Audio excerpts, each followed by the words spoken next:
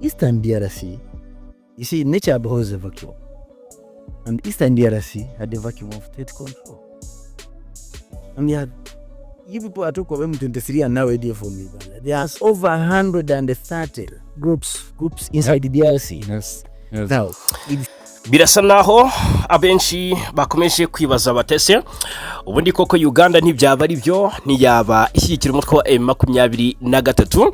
Turaje dukomoze kuri raporo imaze iminsi isohotse yakizwe ahagaragara ishimangira ngo ubufasha igihugu cya Uganda cyahaye umutwe wa M23 ubwo buraga intwaro ukajya mu mirwano hariya muri Asirazuba bw'igihugu cya Kongo gatangira ufata ibice nkabonagana hariya muri teritwari ya Rucuru. Bikavugwa neza ko rero ubwo M23 yateraga iturutse mu gihugu cya Uganda hari na support yahawe n'igihugu cya Uganda mu by'intwaro ndetse n'ingabo, dore ko byavuzwe ko ingabo za Uganda UPDF arizo zafashe umujyi wa Bunagana ziri nyuma ya M23. Ibyo ni bivugwa, ariko kandi ntabwo nje ngo tutinde kuri ibyo, ahubwo turebera hamwe n'ibitangajwe akakanya na Felix Kurayige. Abashinja Uganda gushyigikira Kongo bakomeje noneho kubikomoza kubitangajwe n'umuvugizi w'ingabo za Uganda Felix Kurayige waje ananenga ubutegetsi bwa Repubulika Iharanira Demokarasi ya Kongo, dore ko murabizi ko ubutegetsi bukomeje gukemangwa n'abatari bake nyuma y'uko amaze iminsi haba imyigaragambyo ikomeye cyane hariya Kinshasa. Imyigaragambyo y'abaturage bamaze iminsi bavuga n'ubutegetsi bwa Tshisekedi bavuga bati bukomeje gushyira imbere intambara nk'agakingirizo k'ubutegetsi bubi cyangwa se k'intege nke za guverinoma ya Kinshasa. Uyu rero ni Felix Kurayige ati Kampala yifuza kubona Kongo ihirutse igihugu kigendera kuri federation, aho uyu generali wo mu gisirikare cya Uganda rero yanengaga abayobozi ba Repubulika Demokarasi ya Kongo ngo kuba bangamira iyo gahunda. Ese no kwivanga mu bibazo by'undi cyangwa se by'ikindi gihugu? Reka rero iyi ngingo tunayisangireho ibitekerezo, nyene ibitekerezo byanyu. Ati Kongo ikwiye kugira ubutegetsi bukomeye kandi buhamye. Hariya Kinshasa ko kuba hari ubutegetsi bukomeye kandi buhamye, kandi ngo butajegajega, ngo bufite ubushobozi bwo gushyiraho ubuyobozi bushingiye kuri federation mu bindi bice by'igihugu, ngo kugira ngo leta ishobore kugenzura neza igihugu no kuzuza cyangwa se no kusa ikivi. Reka bivuge gutya, kuzuza icyoho cy'imiyoborere kiriho. General Felix Kurayige niwe waje atangaza ibi ngibi. Ese birakwiye ko umuntu nk'uyu nka Felix Kurayige yaza avuga ku miyoborere ya Kinshasa agaragaza uburyo idahamye cyangwa se ijegajega? Reka dusangire ibitekerezo. Uganda na Kinshasa harimo akantu gahora kaza, nubwo bafatanya muri Operation Shuja yo kurwanya umutwe wa ADF. Murabizi hari Operation FDC ifatanyije na UPDF muri Turi mu kurwanya ADF, n'umutwe ugendera ku mahame ya Islam, ariko kandi ubangamira umutekano wa Uganda n'abaturage bo mu Asirazuba bw'igihugu cya Repubulika Demokarasi ya Kongo muri teritwari za Ituri ndetse n'ahandi. Ariko ejo bundi hari akandi kantu kabaye.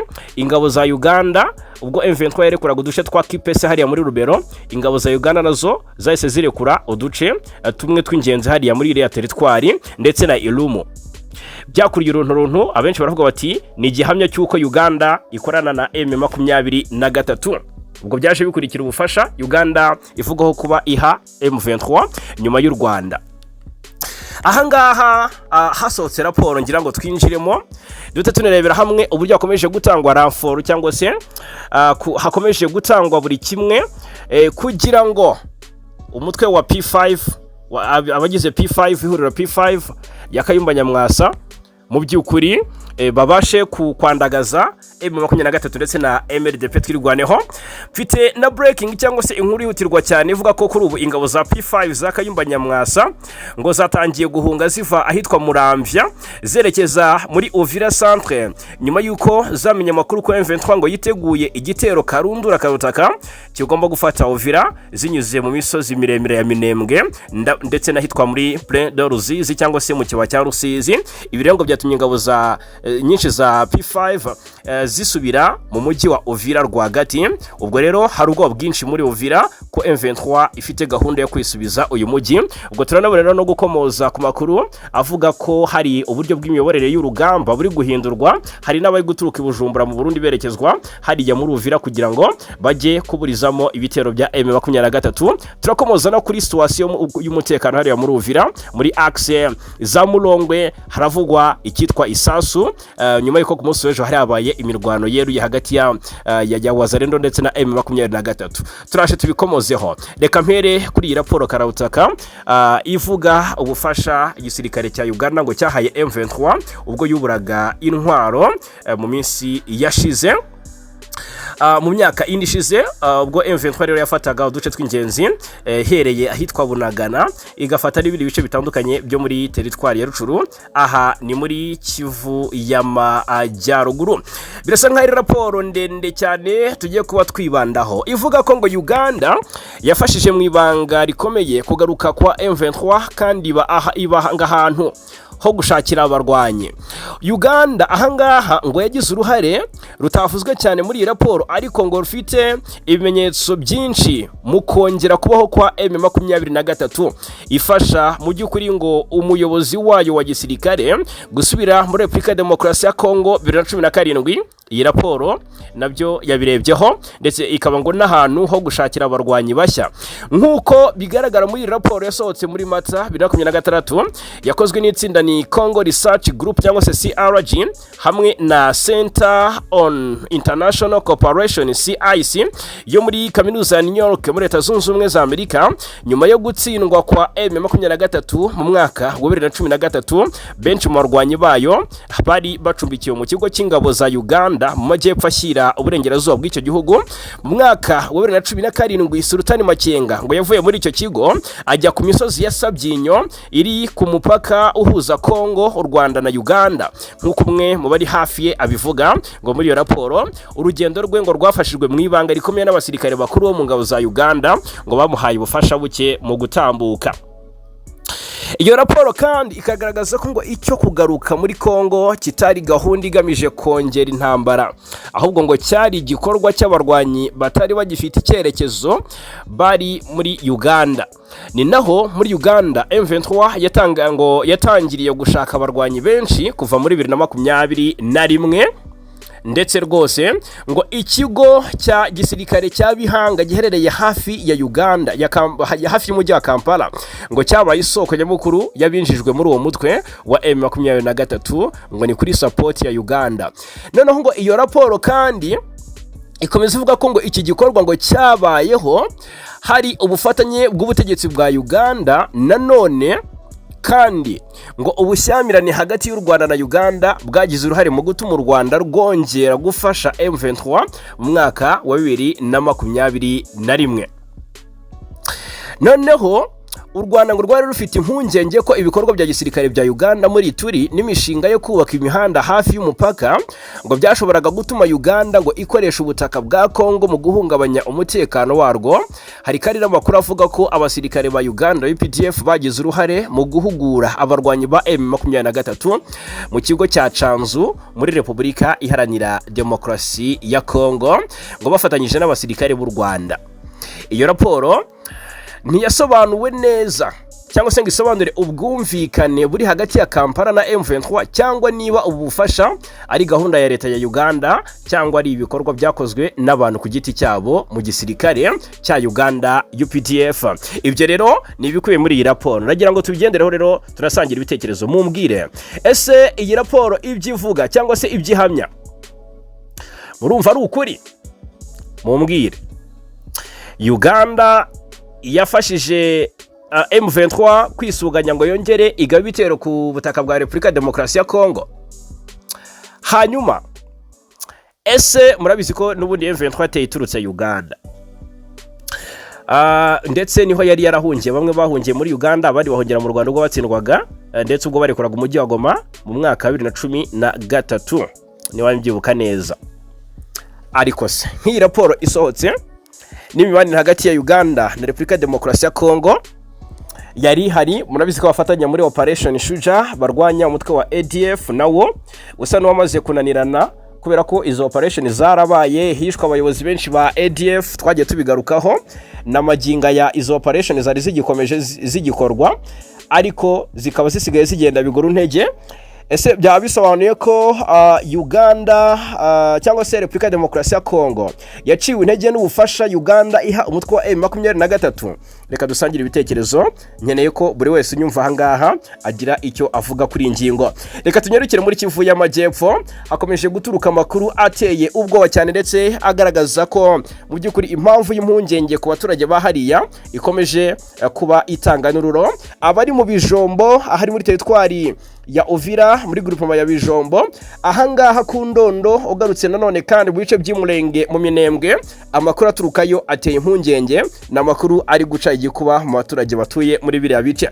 Havuzwe amakuru yuko iyi niyo ni nka breaking news cyangwa se ni inkuru nshya yihutirwa cyane nshaka ko muhita mwumva aka kanya. Tumaze iminsi tubabwiye ibya P5, tubabwiye iby'abarwanyi bagera ku bihumbi 4 bamaze iminsi binjiye hariya mu bice by'Umurenge. Icyari kibazanye ni uguhangana na M23 ndetse n'imigambi mibisha ku Rwanda ndetse n'abanyekongo ngo bw'abatutsi n'abanyamurenge, bamara kubica bamara kubamara ngo bagatera u Rwanda bakaruhungabanyiriza umutekano. Murabizi ko ikigize P5 harimo izo za RNC bifatanyije n'aba ba FDLR na za FLN bamaze iminsi banatorezwa hariya i Bujumbura mu Burundi. Twakiriye amakuru ejo muri tariki 4 Mata avuga ko inyeshyamba zibarirwa byibuze mu bihumbi 4 zo mitwe ya P5 irwanya ubutegetsi bw'u Rwanda zamaze kugera i Murenge muri Kivu y'Amajyepfo, nyuma y'uko zari zimaze iminsi zisoje imyitozo ikomeye cyane.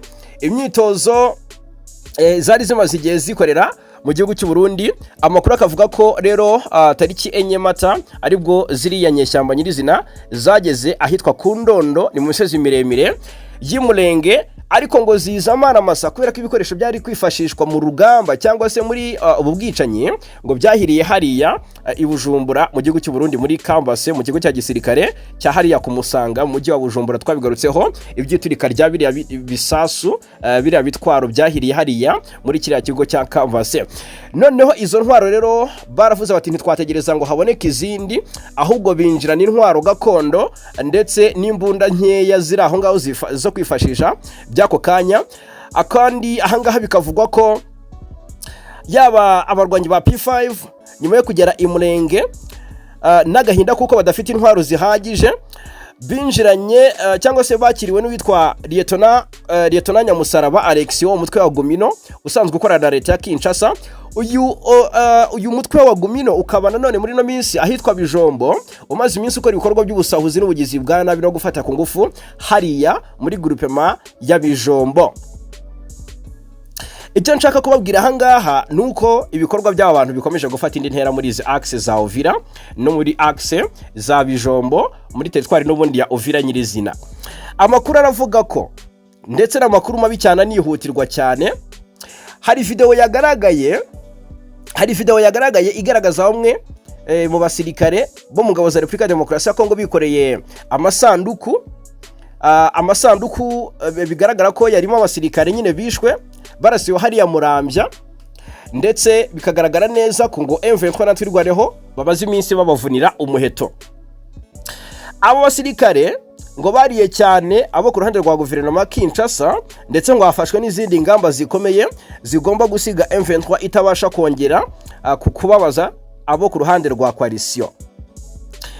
Hanyuma bikavugwa neza ko ngo ahangaha ni article isa niyanditse bivuga ngo abasore b'intarumikwa cyangwa se b'intoranywa batwirwaneho bagize itsinda ry'abamudahusha ngo bakoze icyo bise operation umuretezo, ngo basa nk'ababaza cyane abo ku ruhande rwa coalition, ngo barashinka ngo n'inyana zazo. Ubwo ntabwo ari ukuvuga ngo barashinka, ahubwo barashe ngo abakuru muri iryo huriro P5 ndetse n'abana babo cyangwa se n'abato kuri bo, ubwo bivuze ababayoboye. P5 ubwo ni FDC, Fdnb, FDLR bakomeje kwica inka z'abaturage no kubangamira abaturage. Twagiye tubigarukaho, ariko ndagira ngo mbabwize ukuri ko mu minsi nk'itatu ishize twirwaneho imaze guhitanamo abagera kuri 45 bari bagabye igitero simusiga ku birindiro, nyuma yuko twirwaneho yari igabye igitero simusiga ku birindiro by'ingabo za Kongo FARDC na P5 Fdnb ndetse na FDLR zarimo zica zikananyaga abaturage b'inzirakarengane. Amakuru atugeraho rero dukesha radio Umurage avuga ngo mu by'ukuri wari uyoboye izo ngabo zose ku ndondo hariya ya Bijombo ukomoka muri uwo mu ruhande rwa FARDC yaje guhitanwa na mudahusha wa twirwaneho. Ubwo rero ngo umurambo we niwe nabonaga rwose muri iyo video iri gukwirakwira ku mbuga nkoranyambaga by'umwihariko kuri X, niwe watambagizwaga hariya muri Uvira. Ubwo rero amakuru akavuga ko hari n'abakomeretse bari hariya mu bitaro by'umujyi wa Uvira. Amakuru kandi agakomeza avuga ko iyo operation yitswe ngo ni umuretezo yamaze iminota 30 gusa isiga mu kiriyo abo ku ruhande rwa coalition cyangwa se abo ku ruhande rwa guverinoma ya Kinshasa. Amakuru mabi akomeje kuvugwa cyane ku ngabo z'u Burundi na P5 ya General K.Nyamwasa akomeje gushimangira ko abo ku ruhande rwa P5 ndetse na Fdnb batangiye guhunga ariko banasahura imitungo y'abaturage, ndetse nyuma y'uko ejo ndi bishe inka 13 barazinyaga rwose zirabura. Abo ku ruhande rwa coalition bakubitiwe ahitwa Murambya basa rwose n'abatanze ikiguzi cy'izo nka kuko twirwaneho ngo yarabakubisira bahondagura irabashwiragiza mu buryo bukomeye cyane butanasanzwe. Hanyuma andi makuru yihutirwa cyane rero nyuma y'uko bamaze kubona ko bajegajega cyangwa se badafite uburyo bayobowe neza ku mirongo y'urugamba ibujumbura mu Burundi niho bikorewe. Colonel Fabien iyi ni breaking news. Hari utwa ngo ni Colonel Fabien Mukeshimana wabaga ibujumbura hamwe na General Jeva. Uyu muramuzi asanzwe yitwa ngo ni Hakizimana Twane Jeva, avuka mu karere ka Nyamasheke umurenge wa Kanjongo, akaba atuye mu gihugu cy'u Burundi, asanzwe akuriye umutwe w'inyeshyamba za FNL. Ubu rero ngo yoherejwe igikubagaho mu burasirazuba bwa Kongo, yohereje ikubagaho yafashe decision yoherezwe yitwa ngo ni Colonel Fabien Mukeshimana. Uyu rero ngo aze abari uyobora ibikorwa bya P5 muri Au Plateau hariya muri teritwari ya Uvira ni muri Kivu y'Amajyepfo. Nyabuneka rero bakunzi bacu hano kuri Ibakwe Media TV, izi ngabo za P5 za K.Nyamwasa amakuru atugeraho nuko zatangiye guhunga muri za Murambya zerekeza Uvira centre nyuma yuko zamenya amakuru ko M23 yiteguye igitero karundura kigomba gufata Uvira ngo banyuze mu misozi miremire ya Minembwe ndetse na Près de Ruzizi. Ayo makuru yamaze nayo kuba atugeraho, byatumye rero ingabo nyinshi zisubira mu mujyi wa Uvira. Ubu hari ubwoba bwinshi muri Uvira ko M23 ifite gahunda yo kwisubiza uyu mujyi w'ingenzi cyane wa Uvira, w'ingenzi cyane muri Kivu y'Amajyepfo, ushobora kuba wakwigarirwa na M23 nyuma yuko uyu mutwe urekuye uyu mujyi muri Mutarama uyu mwaka wa 2026 ku busabe bwa leta zunze ubumwe za Amerika. Ni Uvira imaze iminsi ivugwamo igisa nkaho ari tuze, ariko abaturage impungenge ari zose bavuga bati ntago twakwiyumvisha ibiri kutubaho kubera ko kuyoborwa na coalition wasogongeye gucyanga cy'amahoro ya M23 birasa naho rwose ari ukunyagwa zigahera. Ku munsi w'ejo havuzwe imirwano ahangaha Uvira, ndetse imirwano irakomera, havuzwe imbunda ndetse nini ndetse n'into muri izi axes za Uvira, ndetse mu ijoro ryo ku gatanu rikira ku wa gatandatu rwose ahagana saa 6 z'ijoro n'iminota 28 abariyo baravuga ko bongeye gutungurwa n'urusaku rw'amasasu rwumvikanye mu gace ka Mulongwe ugana ariko kuri axe ya Kasenga. Ngo icyateye ku kurasana ntikiramenyekana kugeza ubu, ariko byongeye gukaza impungenge z'umutekano mu kimaze igihe ugaragara muri uyu mujyi uherereye muri Kivu y'Amajyepfo.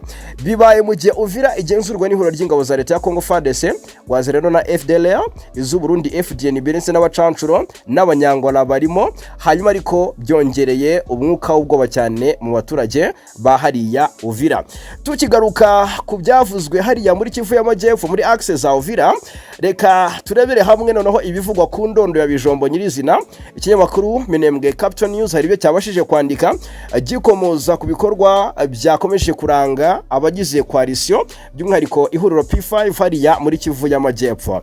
Duhereye ku ndondo ya Bijombo, ahangaha ku ndondo ya Bijombo ni mu misozi y'Umulenge mu gace ka Ndondo muri groupement ya Bijombo teritwari ya Uvira hongeye kuvugwa imirwano ikomeye yasize ihuriro ry'ingabo za leta ya Kongo n'iz'u Burundi rihuye n'igihombo gikomeye nyuma yo kugabwaho ibitero bya drone. Amakuru aturuka muri ako gace aremezwa neza n'abaturage ndetse n'abandi bahari, avuga ko ngo izi ngabo zarashweho n'indege zitagira abapilote zizwi nka drone mu bice bitandukanye birimo kumurambya kwa Nzamwita, aho bivugwa ko zateje igihombo gikomeye mu basirikare bigatuma abasigaye bakizwa n'amaguru berekeza muri axe za Uvira. Umwe mu batanze aya makuru yagize ati haje drone ebyiri zibamishamo amasasu menshi ku Muramvya ndetse kwa Nzamwita zirabakubita bikomeye, abasigaye bahise bahunga berekeza Uvira. Undi muturage wo muri ako gace nawe yavuze ko ibyo bitero byatangiye mu ijoro ryo kuwa gatanu rishyira kuwa gatandatu tariki 14 Mata bikomeza no mu ijoro ryo kuwa gatandatu rishyira ku cyumweru tariki 12 Mata 2026, aho indi drone yongeye kugaba ibitero ku ngabo zari zimaze gusubira inyuma. Nubwo umare nyawo w'abahitanywe n'ibi bitero utaratangazwa ku mugaragaro, amakuru yizewe aragaragaza ko abasirikare benshi cyane cyane mu ngabo z'u Burundi n'iza Congo FARDC bahasize ubuzima mu gihe abandi benshi bakomeretse bikomeye.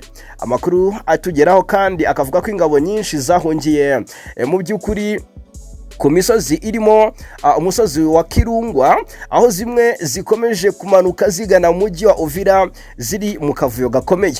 Ikindi kandi kivugwa nuko ngo izi ngabo zasize mu by'ukuri nkuko bigaragara hangaha zasize inyuma ibikoresho bya gisirikare byinshi, bikavugwa ko rwose birimo imbunda ziremereye, izirasa amabombe ndetse n'ibindi bikoresho bikomeye hariya byifashishwa ku rugamba. Hanyuma abaturage bakavuga ko kandi ngo hari n'imirambo myinshi y'abasirikare b'u Burundi ndetse n'aba FARDC ngo yasigaye ku misozi cyane cyane ahabereye ibitero, harimo hitwa ku Muramvya, aho bivuga ko hari niyatawe mu buryo buteye impungenge. Ibitero rero byabaye mu gihe n'ubundi mu cyumweru gishize izi ngabo zari zazamutse mu duce dutuwe n'abanyamurenge, aho zagize gutya zita zitangira kugaba ibitero muri iyo mihana irimo Uwagongwa, Mitamba na Muramvya, aho zari zatangiye ibikorwa by'imirwano bikomeye zigamije gusenya ndetse no gutatanya abaturage b'abanyamurenge. Ku rundi ruhande umutwe twirwaneho urwanira kurengera abaturage b'abanyamurenge wakomeje guhangana n'izi ngabo ugerageza kuzisubiza inyuma mu bice byinshi byo ku Ndondo ya Bijombo. Aka karere ka Minembwe rero na Bijombo kamaze igihe kirekire karangwa n'umutekano mu kiterwa n'imirwano ihoraho ihanganishije abanyamurenge. Kugeza ubu amakuru ava muri ako gace aragaragaza ko rwose ihuriro ry'ingabo za leta ya Congo FARDC n'iz'u Burundi Fdnb rwose ngo rikomeje gusubira inyuma mu bice byinshi byo ku Ndondo. Ahangaha ni mu gihe twirwaneho bavuga ko bakomeje kugenzura ibice bimwe by'ingenzi muri izo axe. Hanyuma mbere yuko ku munsi w'ejo haraba hatangiye ibiganiro hagati ya guverinoma Kinshasa ndetse na M23, bwa mbere bigiye kubera hariya i Geneve mu Busuwisi, bigahuza M23 ndetse na Kinshasa. Ni ibiganiro bigomba kubera mu Busuwisi ariko bikaba ari bya bindi n'ubundi biri mu murongo w'ibyadoha.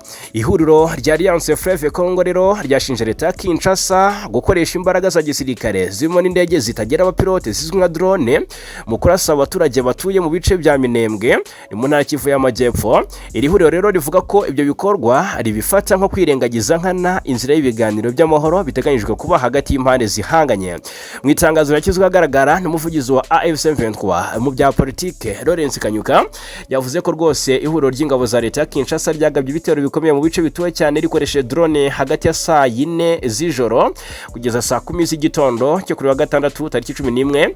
Yongeyeho ko ibyo bitero rero byakomeje ndetse no kuri uyu munsi wo ku cyumweru bikaba byateye ubwoba n'ihungabana rikomeye mu baturage.